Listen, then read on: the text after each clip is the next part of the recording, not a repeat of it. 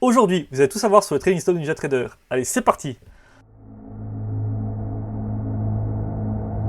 Bonjour à tous les amis traders et bienvenue sur une nouvelle vidéo. Alors cette vidéo fait suite à toutes les questions que j'ai eues à propos de mon trading stop. J'essaie de faire une vidéo spécialement dédiée à cela. On fait pas plus long cette présentation et on passe tout de suite au tutoriel. Donc pour ce tutoriel, il faudra aller sur le menu stratégie ETM. Au passage, ETM veut dire Advanced Trading Management. Donc il suffit de cliquer sur le menu. Vous n'aurez pas tout ça parce que ça c'est mes stratégies personnalisées. Vous allez sur personnaliser. Là, vous avez un petit menu qui s'ouvre et vous allez pouvoir paramétrer votre stratégie. On va faire ça étape par étape. Vous allez voir, c'est pas très compliqué. Il faut juste savoir comment ça marche. Donc, le premier cadre ici, c'est le nombre de contrats que vous allez allouer à vos trades. Donc, on peut mettre 4, on peut mettre 2, on peut mettre ce qu'on veut. Pour l'exemple, on va laisser 3 contrats. Ici, TIF, c'est la durée de votre stratégie, enfin la validité de vos stratégies. Honnêtement, si vous faites du scalping, du trading, vous ne vous préoccupez pas de ça, mais voilà, admettons si vous mettez journée, ça veut dire que si votre trade n'est pas clôturé en fin de journée, il va se clôturer automatiquement. Si vous mettez GTC, il faudra le clôturer soit avec un TP, soit un SL, ou soit manuellement en appuyant sur le bouton fermer position. Et si vous mettez GTD, eh ben, ça sera une date qui va clôturer le trade dans le cas où on n'a pas fait TP ou SL forcément. Donc voilà, c'est pour ça que je dis que si vous faites du day trading ou du scalping, vous ne vous préoccupez pas de ça, ça ne va pas changer votre vie. Ensuite ici, type de paramètres, c'est sur quoi on va jouer. En fait, c'est-à-dire qu'ici, on a des différents nombres. Hein. Tout ça, c'est soit en tick, soit en pourcent, soit en prix, soit en pips, soit en devise. Pour l'exemple ici, on est en tick, ça veut dire qu'ici, on a un tick. Si on met en devise, ça veut dire qu'ici, c'est 1 $. Et si on met en pips, ça veut dire un pip. Et si on met en pourcent, c'est 1% de votre compte, de votre capital. Voilà, donc là, l'idée ici, c'est le stop loss. Donc admettons, vous voulez mettre un stop loss en pourcent de votre capital, ben, vous choisissez ici pourcent et vous mettez le pourcentage de votre capital que vous voulez allouer à votre stop loss.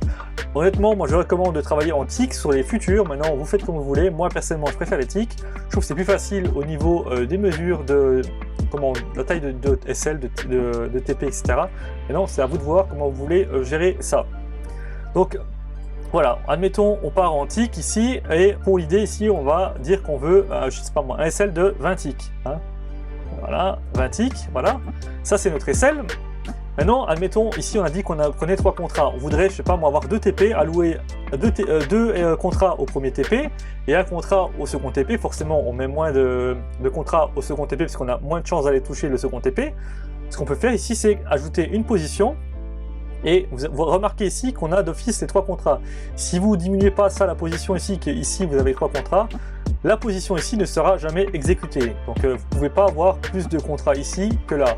Si vous voulez ça comme ça, il va falloir monter, donc il va falloir mettre 4 contrats, 3 et 1.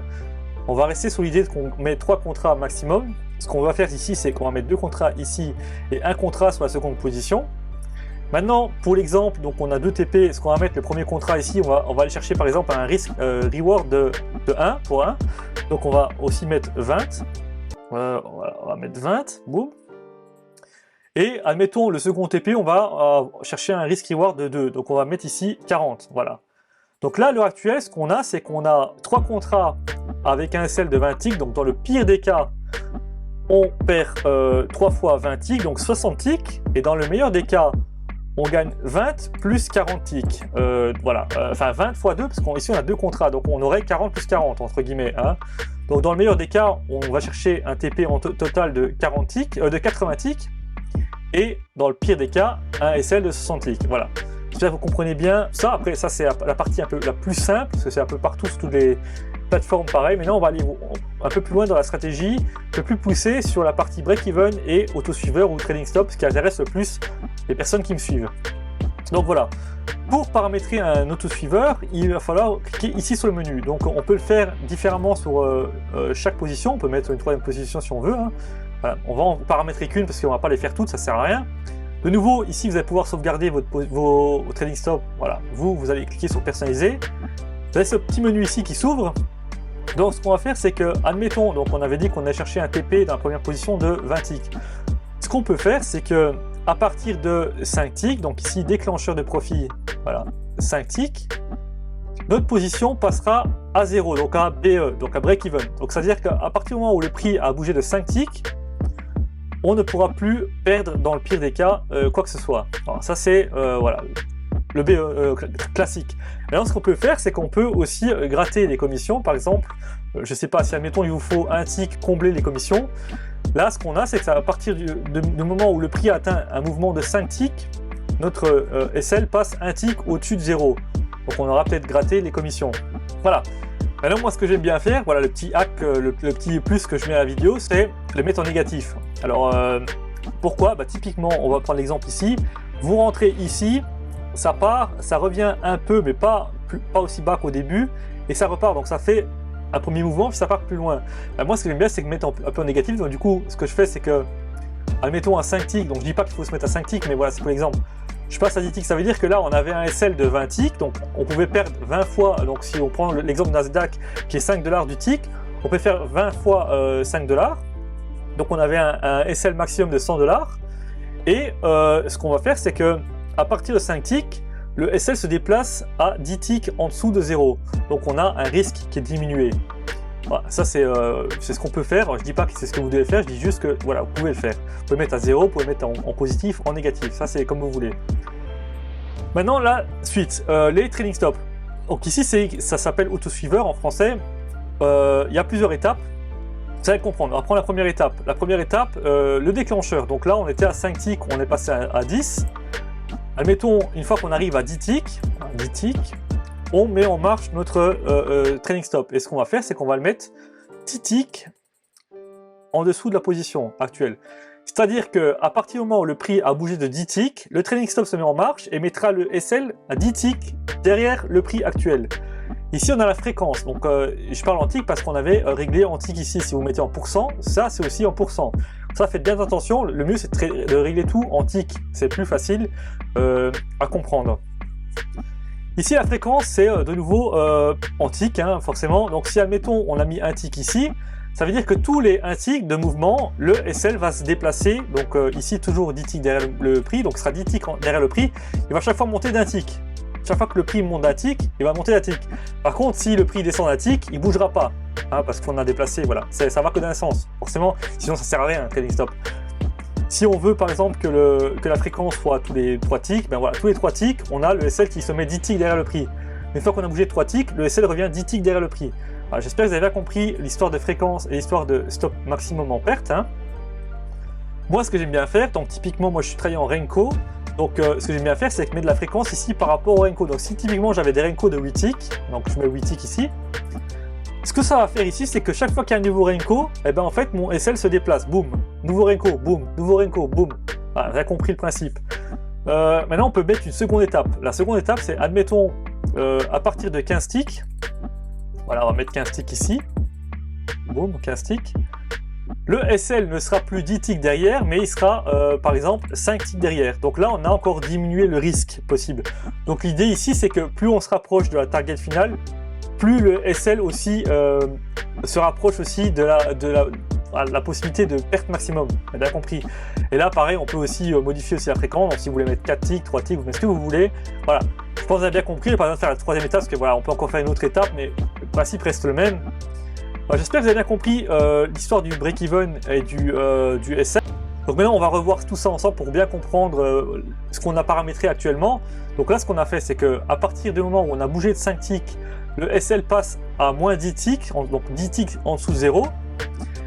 À partir du moment où on a bougé de 10 ticks, donc 5 ticks de plus que précédemment, le SL passe à 10 ticks en dessous du prix actuel. Donc là, en l'occurrence, vu qu'on a 10 ticks, on se mettra à 0. Donc on sera à break-even.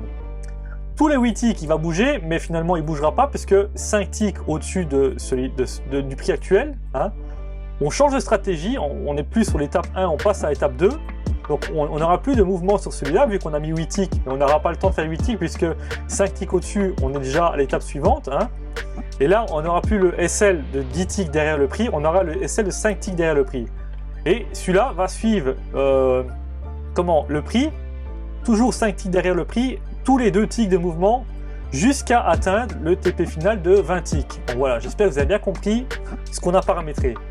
Ici, on ne va pas en parler parce que c'est par rapport au volume, et les volumes, pour avoir accès sur NinjaTrader, il faut payer la licence à vie qui est très très chère, donc on ne va pas en parler. Donc maintenant, ce qu'on a fait, c'est qu'on a paramétré un trade avec 3 contrats.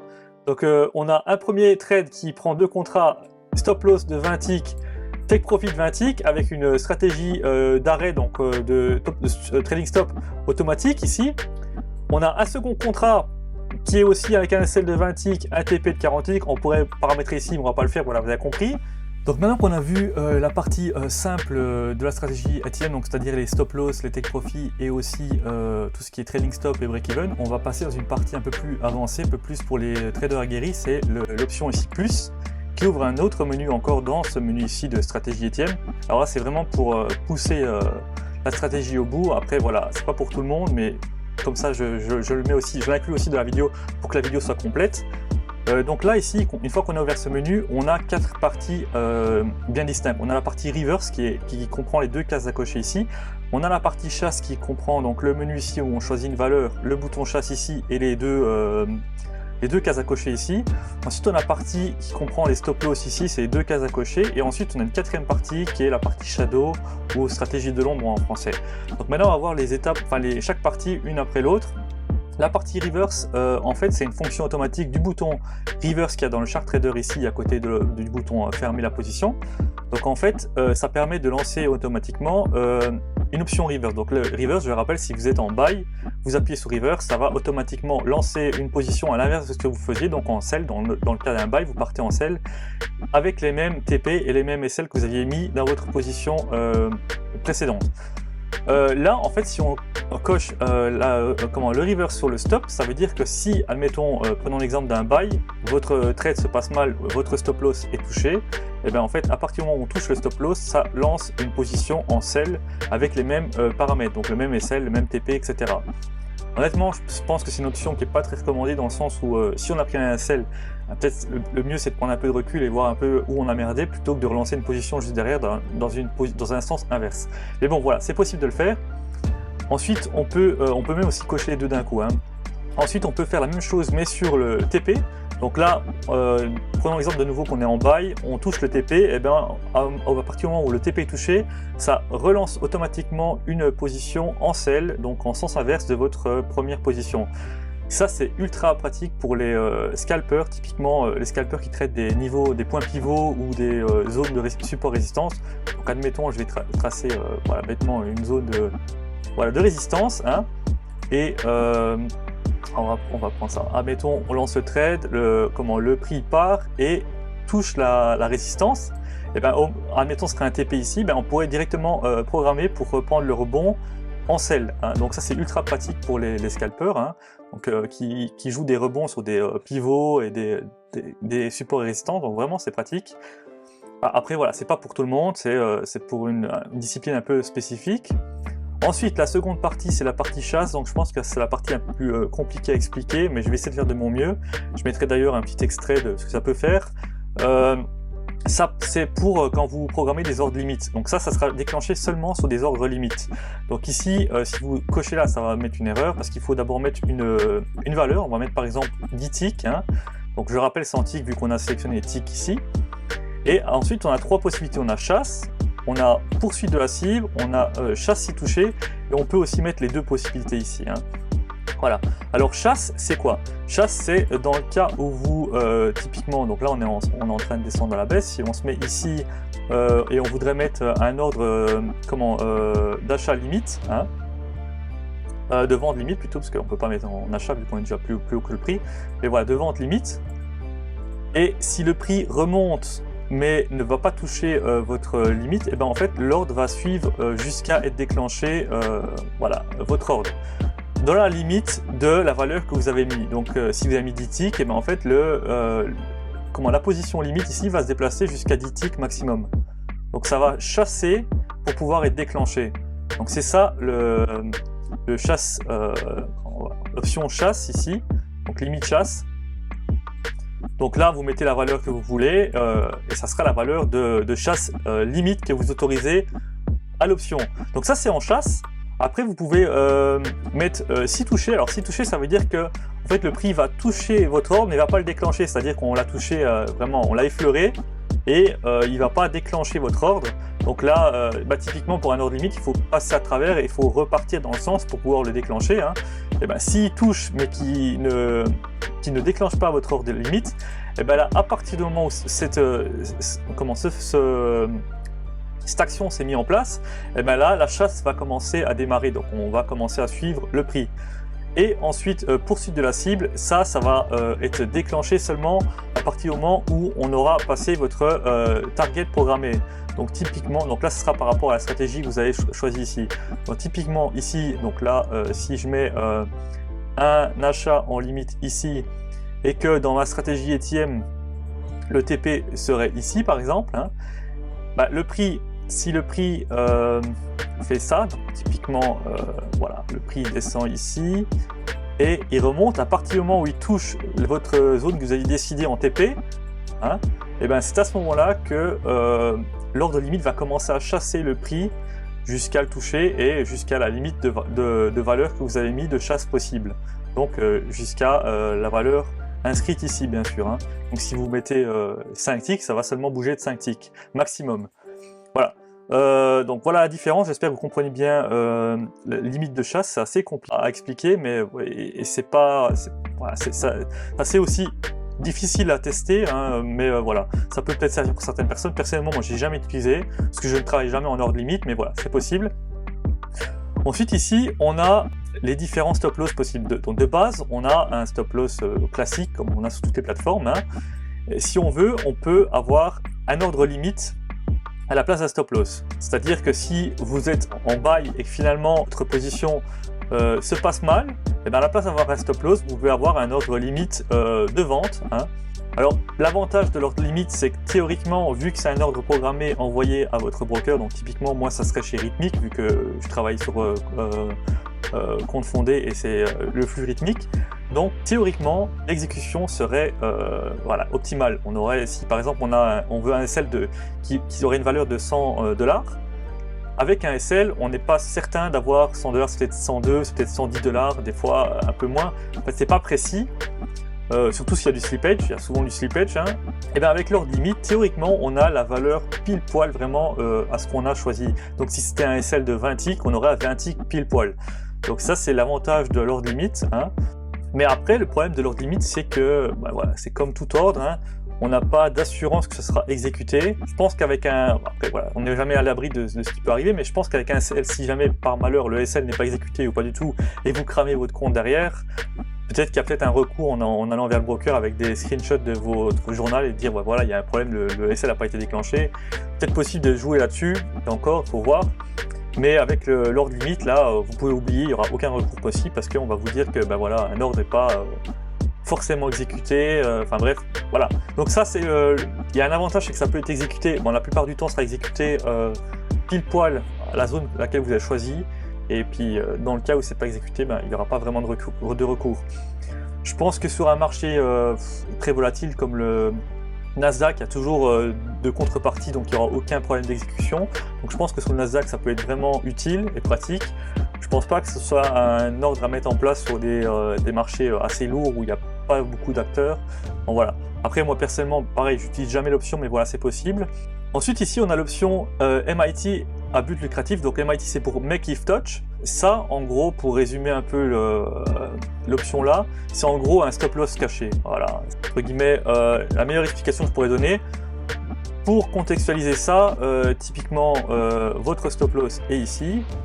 Vous le verrez sur votre graphique, hein, mais il ne sera pas visible dans le carnet d'ordre. Donc, dans la théorie, si des gens essaient de chasser votre stop loss, ils ne verront pas votre stop loss parce qu'il ne sera pas affiché dans le carnet d'ordre. Mais si le prix, donc on va reprendre un exemple. Donc votre trade part, finalement il se passe mal, il part vers votre stop loss. Si jamais il vient toucher votre SL qui est en MIT, et ben là le SL se mettra en place. Donc en fait il existe, mais il n'est pas visuellement affiché dans le carnet d'ordre. Donc c'est un stop loss caché. Les désavantages du stop loss caché, c'est que souvent on a énormément de slippage parce que voilà, en gros c'est le stop loss est mis dans NinjaTrader mais n'est pas envoyé à votre broker. Donc il n'est pas, si vous travaillez sur une propre firme, il ne sera pas dans le flux rythmique. Donc du coup il y aura une latence, surtout si ça dépend aussi de votre connexion internet, etc. Mais si jamais vous avez une connexion un peu plus lente, en fait, au moment où il va être déclenché, NinjaTrader va envoyer une information à votre broker pour dire voilà, il y a un stop loss, il faut bloquer là. Et il peut y avoir, ou il y aura forte chance d'avoir un peu de slippage. Donc en gros, ça cache votre stop loss, mais ça risque de vous le décaler aussi. Donc voilà, ça va prendre avec des pincettes ces options-là. Donc là, le stop loss traditionnel, ici on a l'ordre limite qui remplace le stop loss, et ici on a le stop loss caché. Voilà un peu le résumé de ces options ici. Et ensuite, la dernière option qui est la stratégie de l'ombre. En gros, ça permet de faire du backtest de vos stratégies. Donc typiquement ici, moi j'ai toutes mes stratégies ici, et admettons, voilà, j'ai la stratégie Gold ici que j'apprécie, qui fonctionne bien. Et je me dis peut-être que je pourrais l'optimiser. Typiquement, je ne sais pas si vous avez l'habitude, on va prendre l'exemple ici, on a un SL de 40 ticks et un profit de 40 ticks, donc on a un RR de 1, et peut-être qu'on se dit, peut-être que si je pousserais un RR de, je sais pas, de 1,5 par exemple, donc on irait chercher 60 ticks de profit. On voudrait backtester ça, voir si finalement par rapport au win rate c'est toujours intéressant, parce que même si le RR est plus grand et si finalement on va jamais toucher la target et on se fait toujours sortir, finalement on sera quand même pas rentable. Donc le mieux serait de backtester tout ça. Et ce qu'on peut faire, c'est donc choisir une stratégie de l'ombre, et en fait ça veut dire que la stratégie ici sera exécutée sur votre compte standard. Donc si vous êtes sur un profil, ça sera exécuté sur vos comptes d'évaluation ou fondé. Et la stratégie de l'ombre, ce sera la stratégie que vous voulez backtester et sera exécutée sur un compte simulation. Donc NinjaTrader fournit tout le temps un compte simulation, et du coup vous lancerez automatiquement un trade sur votre compte et un trade avec la stratégie de l'ombre sur le compte simulation. Et l'idée c'est qu'à la fin de la journée, vous voyez quel compte a donné le plus de profit, et du coup au bout de quelques jours vous pourrez prendre une décision. Ok, ça vaut mieux d'aller chercher peut-être tel TP, ou ça vaut mieux de mettre tel SL, c'est plus rentable, voilà. Donc en gros c'est du backtest, donc c'est ultra puissant. Honnêtement, de tout ce menu là, le truc que je recommande vraiment d'essayer, c'est ça. Stratégie de l'ombre, c'est vraiment le top pour backtester. Après ça c'est compliqué, ça je recommande pas du tout. Ça c'est bien pour les scalpers, et tout ça c'est assez si vous travaillez avec des ordres limites, oui, sinon ça sert à rien pour vous. Et ça après c'est un peu plus poussé, honnêtement. Ça je recommande pas forcément, et ça voilà, ça c'est plutôt pour les pessimistes qui pensent qu'on vient toujours se chasser les SL. Donc voilà, je pense qu'on a fait le tour de toutes les options de la stratégie ETM. J'espère que cette vidéo pourra vous aider. En tout cas, moi je vous dis à très bientôt pour une prochaine vidéo. Allez, ciao!